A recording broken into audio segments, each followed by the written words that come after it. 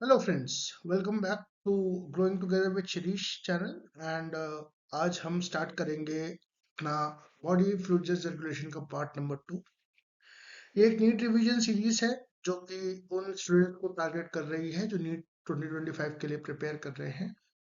मैंने डिसाइड किया है कि हम एटलीस्ट ह्यूमन फिजियोलॉजी का पूरा पार्ट कंप्लीट करवाएंगे और 10 मार्च से 20 अप्रैल तक आपका एक प्रैक्टिस सेशन रहेगा जिसमें हम आपको डिफरेंट सब्जेक्ट्स के डिफरेंट टॉपिक्स के बायोलॉजी के zoology botany combined questions practice कराएंगे ताकि आपकी थोड़ी सी प्रैक्टिस बन जाए। ठीक है, तो स्टार्ट करते हैं। ये मेरे बारे में एक ब्रीफ इंट्रोडक्शन है, ज़्यादा इंपॉर्टेंट नहीं है। ये नीट के बारे में एक ब्रीफ इंट्रोडक्शन है कि नीट का पेपर कैसा होता है, किस तरह का होता है। और जितना मेरा एक्सपीरियंस बोलता है और जितना मुझे समझ आता है उसमें ये है कि if you are scoring more than 680, आजकल के टाइम थोड़ा ज्यादा कॉम्पिटिटिव है, तो अगर आप 680 से ज्यादा नंबर ला रहे हैं या 660 से ज्यादा नंबर ला रहे हैं तभी आप मानिए कि आपको नीट में सिलेक्शन हो पाएगा। तो एक टाइम था जब आप नीट में बायोलॉजी और फिजिक्स या केमिस्ट्री में से किसी एक को स्ट्रॉन्ग कर लेते थे और आपका सिलेक्शन हो जाता था। मेरा खुद का नीट का सिलेक्शन, जो मैंने नीट दिया था 2015 में आखिरी बार, तब 395 का मार्क्स था तब मेरा। और मुझे बीडीएस मिल रहा था जामिया हमदर्द का। लेकिन मैंने बीडीएस चुना नहीं, मैंने जो है बीएससी इन लाइफ साइंसेस चुना, बीएससी एमएससी किया मैंने। बट वो तब का टाइम था। अब टाइम काफी चेंज हो गया है, अब आपको मेरे ख्याल से 600 से नीचे तो बीडीएस भी नहीं मिलेगा। और तो ये मैं आपको बता रहा हूँ गवर्नमेंट मेडिकल कॉलेजेस का, बाकी प्राइवेट की बात डिफरेंट है। तो ये बात ध्यान रखिएगा कि सिर्फ बायोलॉजी ही नहीं, आपको फिजिक्स और केमिस्ट्री पे भी बहुत फोकस करके पढ़ना है। ठीक है? और कोशिश करिएगा कि आपके एटलीस्ट 660 650 से ऊपर नंबर है। बायोलॉजी की गारंटी मैं ले सकता हूँ, गारंटी तो नहीं लेकिन हाँ, चलिए गारंटी ही ले लेता हूँ कि बायोलॉजी में 360 में से 360 दिलवाने की गारंटी मेरी है। बाकी फिजिक्स केमिस्ट्री आप देख लीजिए, आप कैसे पढ़ रहे हैं, कहाँ कर रहे हैं, कैसे कर रहे हैं। बहुत सारे अच्छे अच्छे टीचर्स अवेलेबल हैं प्लेटफॉर्म्स पे, तो वो आप देख लीजिए। ठीक है, स्टार्ट करते हैं आज का लेसन। ह्यूमन फिजियोलॉजी कंप्लीट करने का मेरा वादा था आपसे, मैं कोशिश करूंगा अपना वादा पूरा करने की। स्टार्ट करते हैं। तो चलिए कुछ फन एक्सरसाइजेस से स्टार्ट करते हैं। आज हम ब्लड ग्रुप्स के बारे में पढ़ना चाह रहे हैं। तो चलिए, सबसे पहले मैं आप लोगों से पूछना चाहूंगा, प्लीज कमेंट सेक्शन में लिखिए। ऐसी एक फन एक्सरसाइज है ये कि आपका ब्लड ग्रुप क्या है। मेरा ब्लड ग्रुप ओ पॉजिटिव है, ठीक है। और ब्लड ग्रुप क्यों इंपॉर्टेंट है, और ब्लड ग्रुप का अगर आप जेनेटिक्स वाला पार्ट पढ़ते हैं, मॉलिक्यूलर, वो प्रिंसिपल्स ऑफ इनहेरिटेंस वाला 5th चैप्टर, हमारे टाइम में 5th था, अब शायद 4th हो गया है, 12th क्लास के एनसीईआरटी का। तो वहां पे को डोमिनेंस का एक सेक्शन है जिसमें ब्लड ग्रुप के बारे में अच्छे से आपको बताया गया है।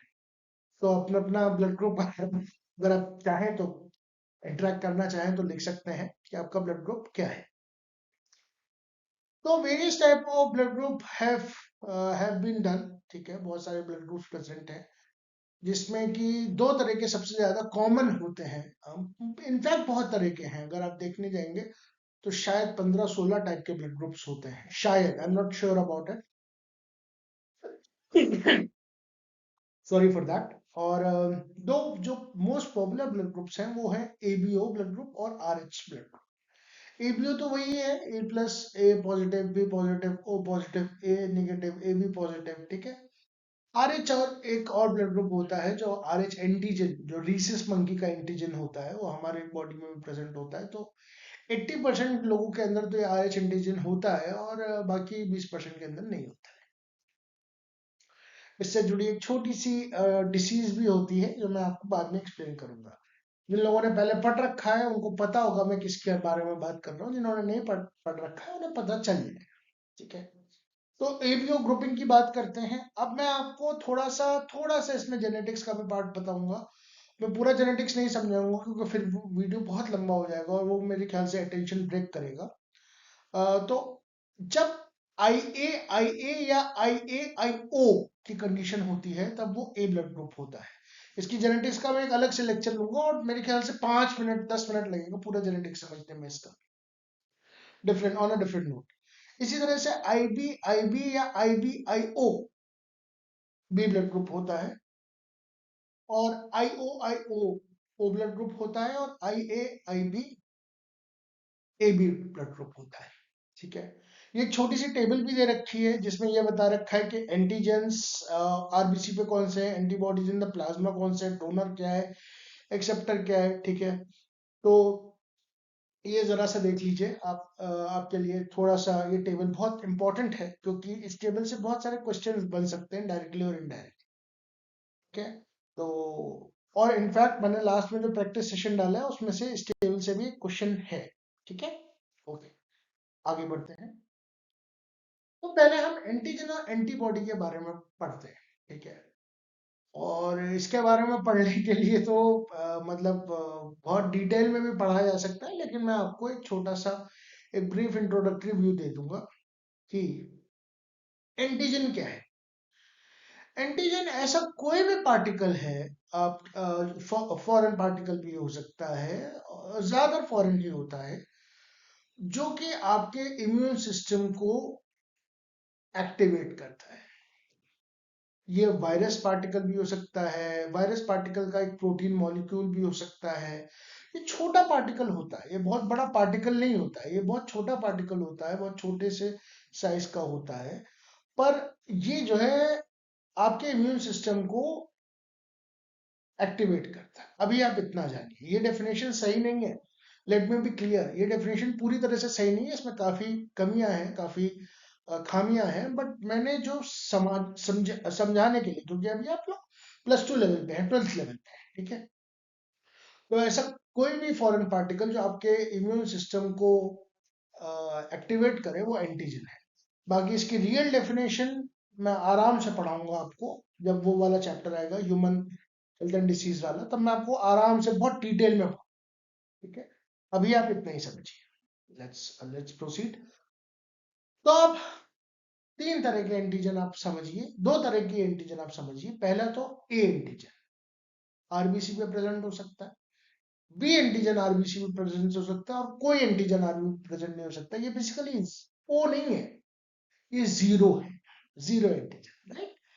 हम उसे बोलने ओ लगे क्योंकि जीरो और ओ दिखने में एक जैसे होते हैं, पर ये ओ एंटीजन मतलब जीरो एंटीजन, कोई एंटीजन नहीं है। ठीक है, और ए बी ब्लड ग्रुप में दोनों ही एंटीजन प्रेजेंट है, जो कोडोमिनेंस का केस आता है आपका, जब आपके फादर या मदर में से कोई एक ए पॉजिटिव हो, कोई बी पॉजिटिव हो, तो ए बी ब्लड ग्रुप होने के बच्चों में चांसेस होते हैं। ठीक है, एंटीबॉडी क्या होता है? सबसे पहली बात तो ये कि एंटीबॉडी प्रोटीन मॉलिक्यूल, कैसा मॉलिक्यूल है? प्रोटीन। बायोमोलिक्यूल्स में आपने डिफरेंट तरह की चीजें पढ़ी थी, कार्बोहाइड्रेट्स पढ़े थे, लिपिड्स पढ़े थे, न्यूक्लिक एसिड्स पढ़े थे, प्रोटीन्स पढ़े थे, राइट। तो प्रोटीन मॉलिक्यूल है एंटीबॉडी। क्या है? प्रोटीन मॉलिक्यूल है that is produced bye immune system against a foreign antigen. ये बात याद रखिएगा दोस्तों, फॉरेन एंटीजन। सेल्फ एंटीजन के अगेंस्ट नॉर्मल केसेस में एंटीबॉडी नहीं बनती, इम्यून रिस्पॉन्स नहीं। इम्यूनोलॉजी बहुत इंटरेस्टिंग और बहुत प्यारी ब्रांच है, मैंने इम्यूनोलॉजी पढ़ी है अपने बीएससी एमएससी के कोर्सेज में। तो कभी कभी आराम से मैं आपको इम्यूनोलॉजी के बारे में भी डिटेल में समझाऊंगा कि किस तरह से, कितना खूबसूरत है वो सब्जेक्ट। कभी पढ़ाऊंगा आपको, तो मैं आपको समझाऊंगा। अभी आप केवल ये समझिए कि antibody is a protein molecule that is produced by our immune system against a foreign antigen. ठीक है, नेक्स्ट पॉइंट पे आते हैं। हाँ, तो देखिए मैंने आरबीसी ड्रॉ करने की कोशिश की है, हालांकि ये बाई कॉनकेव नहीं है, ये बाई कॉन्वेक्स है, पर ठीक है, समझने के लिए मेरे ख्याल से ये ठीक है। ए एंटीजन, बी एंटीजन और ओ एंटीजन। अब बात सुनिए, बहुत ध्यान से सुनिए, ये बहुत इंपॉर्टेंट चीज है दोस्तों। अगर एक बार समझ में आ गई तो जिंदगी भर याद रहेगी, लिटरली जिंदगी भर याद रहेगी। ए एंटीजन क्या है? ए एंटीजन अगर आरबीसी में प्रेजेंट है तो उसके अगेंस्ट एंटीबॉडी नहीं बनेगी, क्योंकि वो आपकी खुद की एंटीजन है। इसको आगे मैं बहुत अच्छे से एग्जांपल से समझाऊंगा। तो produces antibody against B antigen known as anti B antibody. A antigen के अगेंस्ट इंडिविजुअल में एंटीबॉडी नहीं बनेगी, बी एंटीजन के अगेंस्ट बनेगी, इसलिए anti B antibody. Similarly B antigen के अगेंस्ट एंटीजन ए की एंटीबॉडी बनेगी, इसलिए उसे एंटी ए एंटीबॉडी कहेंगे। प्लीज इस बात को बहुत ध्यान रखिएगा। और जीरो एंटीजन यानी ओ एंटीजन के अगेंस्ट दोनों ही एंटी ए और एंटी बी एंटीबॉडीज बनेंगी। अब इसको एक एग्जांपल से समझते हैं, क्योंकि मुझे लगता है कि आप लोग थोड़ा सा कंफ्यूज होना शुरू हो गए। ठीक है, और ये कंफ्यूजिंग पार्ट है भी। जब मैं आप लोगों की एज में था तो मुझे भी कंफ्यूजिंग लगता था, ऐसा नहीं कंफ्यूजिंग नहीं लगता था, कंफ्यूजिंग है, पर उस कंफ्यूजन को दूर करेंगे, राइट। बट आप लोग जब छोटे थे, मतलब छोटे तो अभी भी आप लोग हुए, 16-17 साल के होंगे आप लोग अभी तैयारी करते हुए, ज्यादा से ज्यादा 18-19 साल के, 20 साल के होंगे, उससे ज्यादा क्या बड़े होंगे। खैर, जब आप लोग छोटे थे, 8-10 साल के थे या 12 साल के थे, और आपके मम्मी पापा कभी घर से बाहर जाते थे किसी रिश्तेदार की वेडिंग में, किसी काम से, तो वो क्या बोल के जाते थे आप, कि बेटा किसी अनजान आदमी के लिए, किसी अनजान इंसान के लिए दरवाजा मत खोलना, ठीक है, आप अपना रूम लॉक करके रखना, ठीक है, किसी भी अनजान व्यक्ति के लिए दरवाजा नहीं खोलेंगे आप। क्यों? क्योंकि वो डेंजरस हो सकता है। ठीक है, तो मैंने वही लिखा है, remember what our parents used to say when you were small, don't open the gate for unknown, quote unquote unknown, यानी आप जिनको नहीं जानते। The same way cell do not open the gate for unknown antigen, मैंने अभी क्या बताया, foreign antigen के अगेंस्ट एंटीबॉडी बनती है, राइट। लेकिन अब आपके कोई रिश्तेदार हैं, मदर है, फादर है, ब्रदर है, सिस्टर है, फैमिली है, फ्रेंड्स है, तो आप उनके लिए तो दरवाजा खोलेंगे। ठीक है, आपके सपोज आपके जो है भाई हैं, वो आए हैं अभी, और आपके मम्मी पापा नहीं है, तो आप उनके लिए तो दरवाजा खोलेंगे। आपकी दीदी आएंगे, आपकी छोटी बहन आई, आप उसके लिए तो दरवाजा खोलेंगे, right, because they are the person that you know. ठीक है, बिकॉज यू नो। तो अब आपको सेल्फ ऑफ फॉरेन का मतलब समझ में आया। जब आरबीसी पे ए एंटीजन प्रेजेंट है, तो वो खुद का एंटीजन है, उसके घर का सदस्य है, वो उसके खिलाफ एंटीबॉडी नहीं बनाएगा, क्योंकि एंटीबॉडी तभी बनती है जब एंटीजन फॉरेन मॉलिक्यूल होता है। The similar way cell do not react, cell do open the gate and do not react with it self antigen.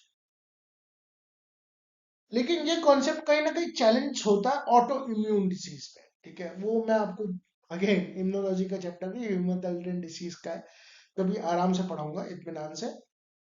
ठीक है, तो इसी तरह से फॉरेन एंटीजन के लिए एंटीबॉडी बनती है, ये बात याद रखिएगा। खुद के सेल्फ एंटीजन के लिए एंटीबॉडी नॉर्मल केसेस में नहीं बनती। ठीक है, तो cell produce some antibodies, a defence mechanism to protect the body from harmful foreign antigen, harmful foreign antigen. ठीक है, और इनफैक्ट वो हार्मफुल हो भी ना हो, वो फॉरेन हो, काम वही हो जाएगा, वही एंटीबॉडी प्रोडक्शन स्टार्ट हो जाएगा।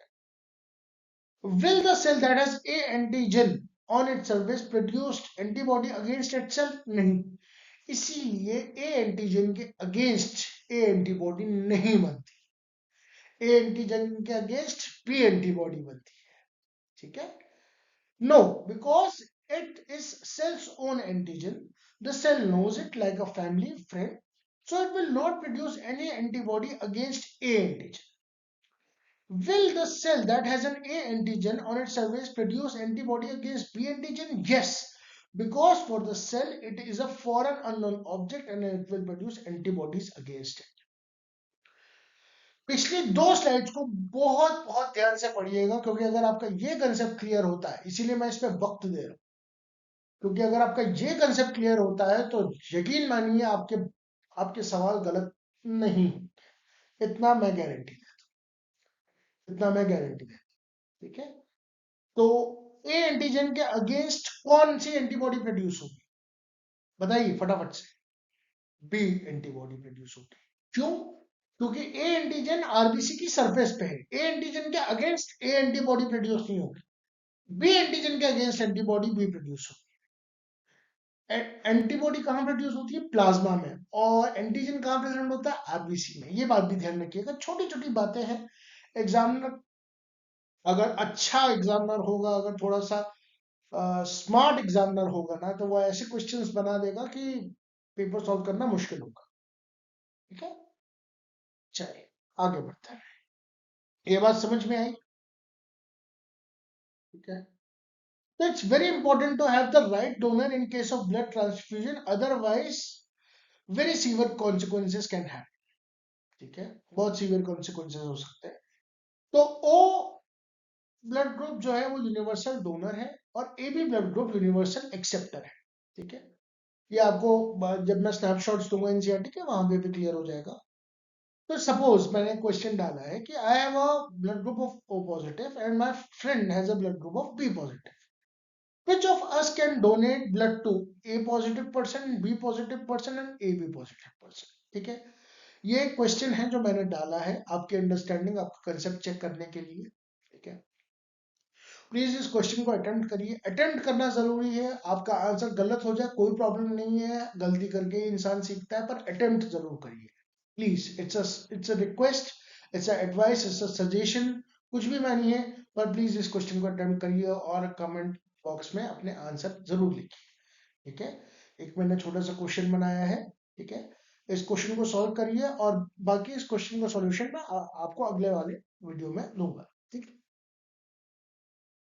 अब जैसे कि मैंने आपको बताया था, दो तरह के ब्लड ग्रुप्स होते हैं जो बहुत कॉमन है।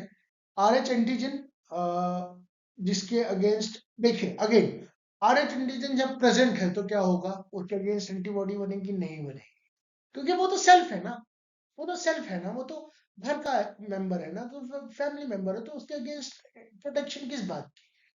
आर एच नेगेटिव एंटीजन के अगेंस्ट आपको एंटीबॉडी बनानी।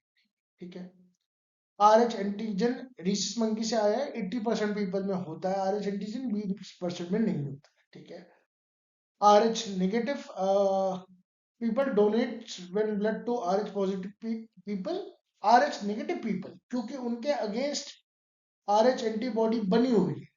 ठीक है, आर एच एंटीजन के अगेंस्ट एंटीबॉडी बनी हुई है। When donate blood to R H positive people, blood incompatibility आती है। फिर से समझिए इस बात को।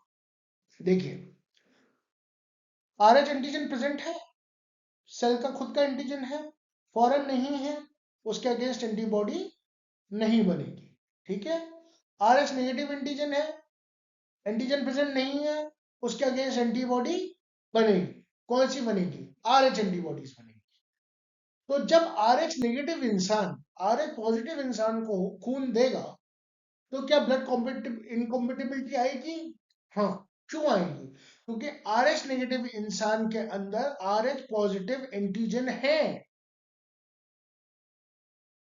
सॉरी, आर एच नेगेटिव इंसान के अंदर आर एच एंटीजन के अगेंस्ट एंटीबॉडी है। आई एम सॉरी, मैंने स्टेटमेंट पहले अलग अलग बोला, फिर से बोलता हूं। आर एच नेगेटिव एंटीजन के इंसान के अंदर आर एच एंटीजन के अगेंस्ट एंटीबॉडी है। जैसे ही वो एंटीजन एंटीबॉडी को जो है वो हिट करेगा, इंटरेक्ट करेगा, वैसे ही जो है इम्यून रिस्पॉन्स होगा, ब्लड इनकॉम्पेटिबिलिटी आएगी। ठीक है, आगे चलते हैं। अब एक बहुत इंपॉर्टेंट केस आने वाला है। ठीक है, जिसमें क्या होता है कि आर एच पॉजिटिव अगर फादर है, अगर फादर आर एच पॉजिटिव है और आर एच नेगेटिव मदर है, तो उनका जो बेबी होता है, जो बेबी होता है, वो कैसा होगा? पहली बात तो ये है। दूसरी बात, वो नॉर्मल बेबी होगा, उस बेबी को कोई प्रॉब्लम नहीं है। ठीक है, पर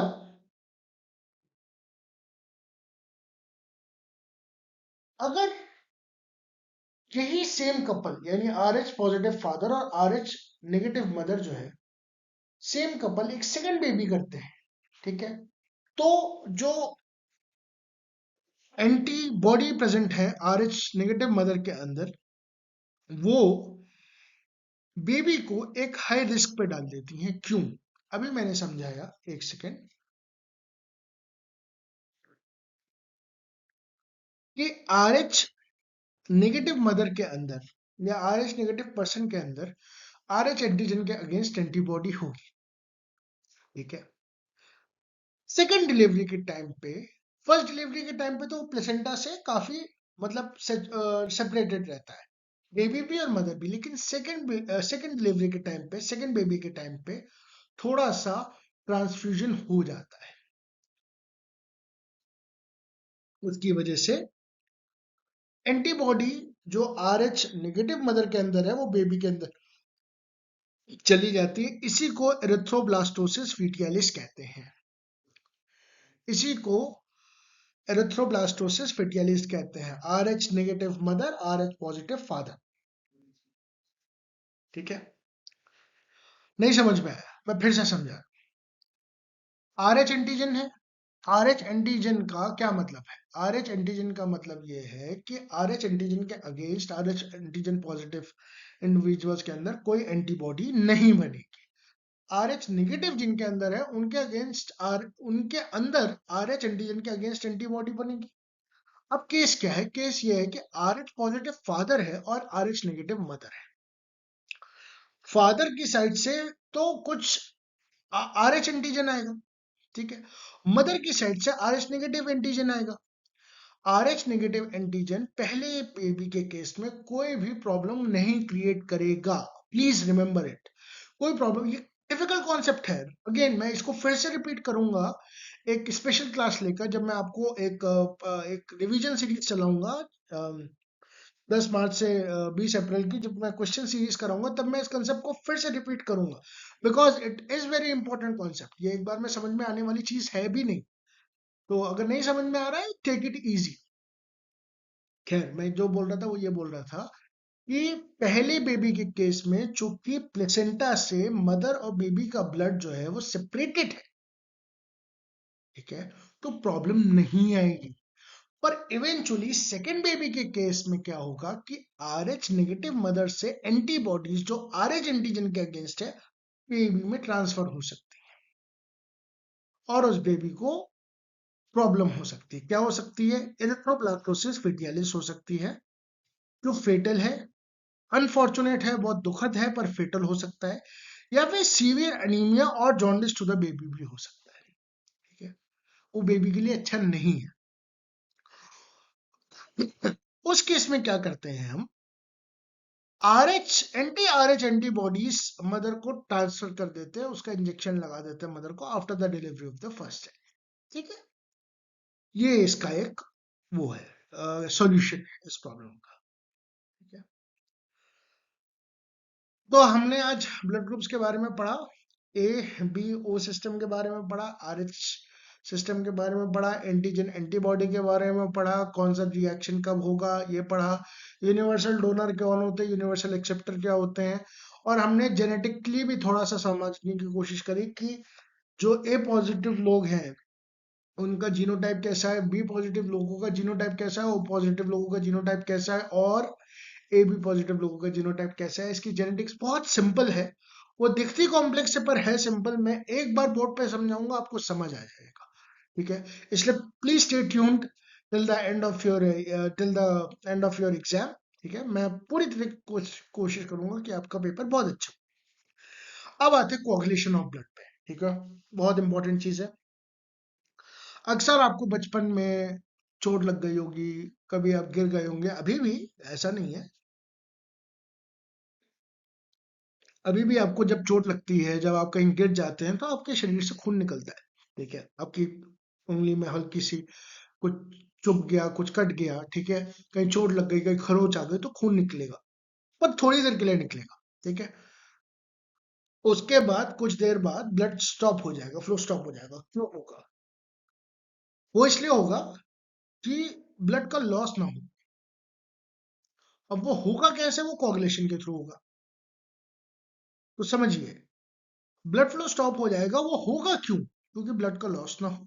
और होगा कैसे? वो कोagulation के थ्रू होगा, ठीक है। तो आपने देखा होगा जब इंजरी होती है आपको तो कुछ समय बाद एक रेडिश ब्राउन स्कम आ जाता है, रेडिश ब्राउन स्कम, ठीक है। ये formed at the side of injury, यानी जहां पे आपकी इंजरी हुई है वहीं पे ये स्कम जो है फॉर्म होता है। क्लॉट और coagulum mainly formed of the network of threads called as fibrins. इसी स्कम को हम प्लॉट या कोगुलम भी कहते हैं. प्लॉट या कोगुलम एग्जामिनर कैसे भी पूछ सकता है. Mainly formed by the network of thread called as fibrins. दोस्तों ये चीज याद करना बहुत इंपॉर्टेंट है. इसमें dead and damaged formed elements होते हैं of the blood are trapped. तो network of threads called as fibrins. ठीक है, इसमें क्या होता है, dead and damage formed elements. Remember formed elements, पहले लेक्चर में बताया था फॉर्म्ड एलिमेंट्स क्या क्या है. Formed elements of the blood are trapped. ठीक है, अब ये कुछ चीजें हैं. इनएक्टिव फाइब्रिनोजेंस को फाइब्रिन्स में जिससे क्लॉट बनता है उसके लिए रिस्पॉन्सिबल होता है एक एंजाइम थ्रोम्बिन. ये कहाँ पाया जाता है, ये प्लाज्मा में पाया जाता है. इसलिए प्लाज्मा को मैंने स्ट्रॉ कलर का डाला है ताकि आपको याद रहे कि प्लाज्मा का कलर स्ट्रॉ होता है. ठीक है, एंजाइम थ्रोम्बिन है. इनएक्टिव फाइब्रिनोजेंस को फाइब्रिन्स में कन्वर्ट करता है एंजाइम थ्रोम्बिन इन प्लाज्मा. ठीक है, आगे आते हैं प्रोथ्रोम्बिन. अब इस थ्रोम्बिन को एंजाइम को कौन करता है एक्टिवेट, तो prothrombin activates thrombin again in plasma through a enzyme complex. Remember वो एंजाइम था थ्रोम्बिन, ये एंजाइम कॉम्प्लेक्स है थ्रोम्बोकाइनेस. देखिए एग्जामिनर अगर चाहेगा ना तो इन्हीं छोटी छोटी चीजों पे ऐसे खेल जाएगा ना कि एग्जाम के प्रेशर में ये चीजें छूट जाएंगी. बायोलॉजी केवल दिखने में आसान लगता है, दिखने में रटने वाला सब्जेक्ट लगता है, पर होता नहीं है. इसमें भी उतना ही दिमाग लगता है जितना बाकी किसी सब्जेक्ट में लगता है. मैं बार बार इसी बात को रिपीट करता हूँ क्योंकि मुझे एक एक इंडियन पॉपुलेशन से दिमाग से कंसेप्ट निकालना है कि बायोलॉजी का मतलब सिर्फ नीट है. बायोलॉजी को अगर आप समझेंगे ना तो बायोलॉजी में बहुत सारी चीजें हैं जो कर सकते हैं आप. खैर वो एक अलग टॉपिक का डिस्कशन रहेगा, आराम से बात करेंगे. प्रोथ्रोम्बिन को थ्रोम्बिन में कन्वर्ट करने के लिए एक एंजाइम कॉम्प्लेक्स चाहिए होता है जिसको थ्रोम्बोकाइनेस कहते हैं इन प्लाज्मा. उसके बाद है calcium plays an important role in coagulation. Calcium का एक बहुत इंपॉर्टेंट रोल होता है कोगुलेशन में. आपके एनसीईआरटी की लाइन इतनी ही कहती है, इसमें क्लॉटिंग फैक्टर्स वगैरह का जिक्र नहीं है. मैंने पास्ट ईयर के पेपर्स उठा के देखे हैं, उसमें भी ज्यादा इसके बारे में पूछा गया नहीं है, तो हम यहीं पे इस चीज को रखते हैं. और बाकी कोगुलेशन का तो पूरा एक कैस्केड है दोस्तों, उसकी पूरी एक बायोकेमिस्ट्री. अगर मैं वो पढ़ाने पे आ गया तो लेक्चर कोगुलेशन पे ही 1 घंटे का हो जाएगा. ठीक है, तो ये आपके स्नैपशॉट्स हैं जो मैंने डाले हैं एनसीईआरटी के, एज यूजुअल आपकी रीडिंग के लिए, आपकी स्टडी के लिए. मैं बार बार आपसे कहता हूँ प्लीज एनसीईआरटी पढ़िए. अगर आपके पास हार्ड कॉपी है, होगी, होनी चाहिए, नहीं है तो सॉफ्ट कॉपी डाउनलोड कर लीजिए, उसे पढ़िए. नहीं तो मैं स्नैपशॉट्स इसलिए डालता हूँ ताकि आपकी रीडिंग की हैबिट बनी रहे. ठीक है, अगेन ये चीजें हैं. उसके बाद ये आर एच ग्रुपिंग है जिसके बारे में मैंने बहुत अच्छे से बताया था आपको. चलिए अब कुछ क्वेश्चंस प्रैक्टिस कर लेते हैं. ठीक है, मैं केवल क्वेश्चंस को डिस्कस करूंगा, मैं इसका आंसर नहीं दूंगा ताकि जब भी आप रुके इन क्वेश्चंस पे आपके पास कम से कम पॉज करके देखने का इनको वक्त हो और आप आंसर का पता लगा सके. चलिए क्वेश्चन नंबर 1 पढ़िए. A certain road accident, patient with unknown blood needs an immediate transfusion. ठीक है, क्वेश्चन को ध्यान से समझेंगे. His one doctor friend had once offers his blood. What is the blood group of the donor? पहली बात तो यहाँ पर डोनर कौन है, एक्सेप्टर कौन है, ये समझिए. डोनर है यहाँ पे उसका वो दोस्त डॉक्टर, और एक्सेप्टर है वो पेशेंट जिसका जो है ब्लड ग्रुप आपको पता नहीं. इसका आंसर क्या हो सकता है, सोचिए जरा, 2 सेकंड सोचिए. क्वेश्चन बहुत सिंपल है, 2 सेकंड सोचिए बस इसका आंसर.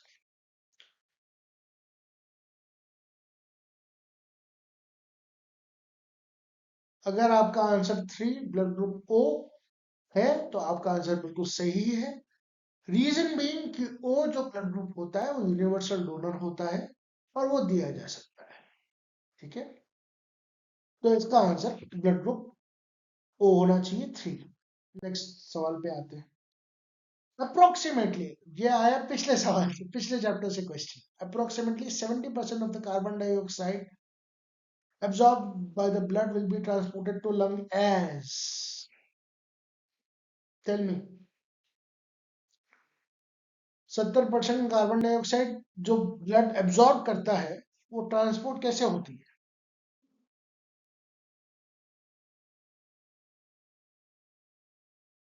बताइए, ये तो पढ़ाया है। 2 मिनट सोचिए, रुकिए, पॉज करिए वीडियो को। अगर आपका आंसर इसका ए है या 1 है तो आपका आंसर ठीक है। 70% जो कार्बन डाइऑक्साइड है वो बाइकार्बोनेट आयंस के थ्रू ही ट्रांसमिट होती है, ठीक है।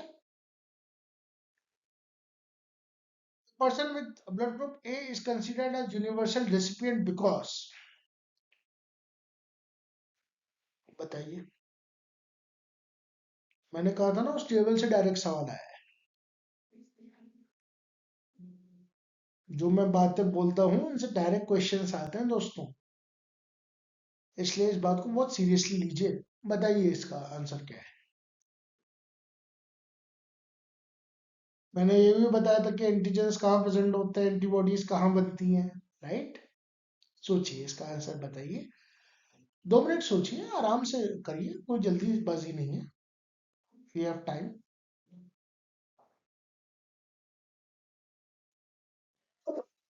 Sorry for that. मेरे ख्याल से अब तक आपका आंसर आ गया होगा।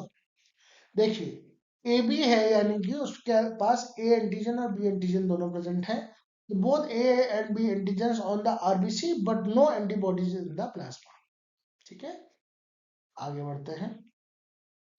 The partial pressure of oxygen in the alveoli of the lung is, again सोचिए,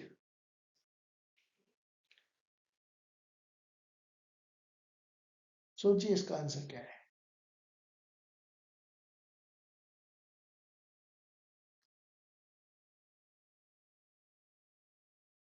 इसका आंसर मैं नहीं बताऊंगा, इसका आंसर आप लोग खुद सोचिए, ठीक है। The partial pressure of the oxygen in the alveoli of the lungs is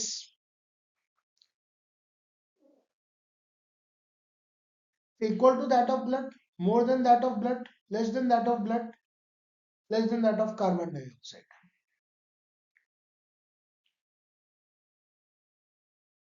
gradient बना के भी समझाया तो दोस्त, याद करो वो चैप्टर, ठीक है।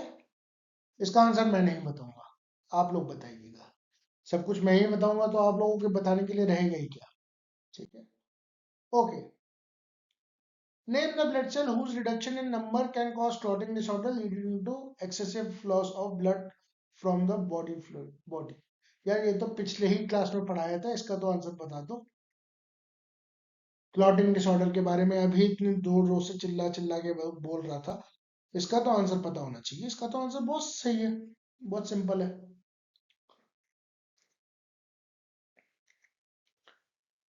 चलिए इसका आंसर बताइए। इसका आंसर होना चाहिए थ्रोम्बोसाइट्स, फोर्थ ऑप्शन। केवल चौथे ऑप्शन का मैंने आंसर नहीं बताया है, उसके दो रीजन है। पहला तो ये रीजन है कि मैं देखना चाहता हूँ कि आप लोगों को कंसेप्चुअल अंडरस्टैंडिंग हुई भी है उस चैप्टर की नहीं। अगर नहीं हुई है तो दोबारा से जाकर देखिए। दूसरा मैं ये देखना चाहता हूँ कि लोग मेरा वीडियो एंड तक देखते भी हैं कि नहीं देखते, ठीक है। क्योंकि मैंने नया चैनल स्टार्ट किया है तो मुझे ज्यादा उम्मीद नहीं है लोगों से कि वो मेरा वीडियो लास्ट तक देखते होंगे, बट हाँ, जो भी देखता है उसके लिए शायद ये मटेरियल, शायद ये पढ़ाने का तरीका यूजफुल हो, ऐसा ही मैं चाहता हूँ। तो इसी के साथ मैं अपनी क्लास को ओवर करता हूँ। Thank you so much for your patient listening. और क्लासेस अब ऐसी थोड़ी 30-35 की होंगी। रीजन बीइंग कि अब मैं लास्ट के 5 सवाल भी डाल रहा हूँ, ठीक है। लेक्चर तो ले ही रहा हूँ मैं आपका, अब आपके मैं क्वेश्चंस भी डाल रहा हूँ। क्योंकि पहले मैंने सोचा था कि जो है बाद में एक सवाल कराऊंगा, लेकिन अब मुझे लगता है कि नहीं नहीं, लगातार अगर सवालों की प्रैक्टिस होती रहे तो वो भी जरूरी है, वो भी अच्छा है। तो आई थिंक कि वी शुड स्टॉप हियर, ठीक है। Thank you so much for your patient listening. Please please please again मैं आपसे बोलता हूँ, please like share and subscribe the channel, ठीक है। आप जितना ज़्यादा इस चैनल को प्यार देंगे, जितना ज़्यादा आप इस चैनल के साथ ग्रो करेंगे, उतना ही चैनल ग्रो करेगा। और मैं ऐसी ही नीट की वीडियोस आपके लिए बायोलॉजी की लाता रहूँगा। अगर मुझे अच्छा सपोर्ट मिला तो मैं किसी केमिस्ट्री और फिजिक्स के टीचर के साथ भी कोलैबोरेट करूँगा, और फिर हमारा पूरा एक चैनल बन जाएगा, राइट, जिसमें हम नीट की वीडियोस डाला करेंगे, फिजिक्स और केमिस्ट्री और बायोलॉजी की। बायोलॉजी तो मैं कवर कर ही रहा हूँ, केमिस्ट्री और फिजिक्स के लिए भी मुझे टीचर्स की आवश्यकता है, पर पहले मेरा खुद का तो कुछ बेस हो, ठीक है।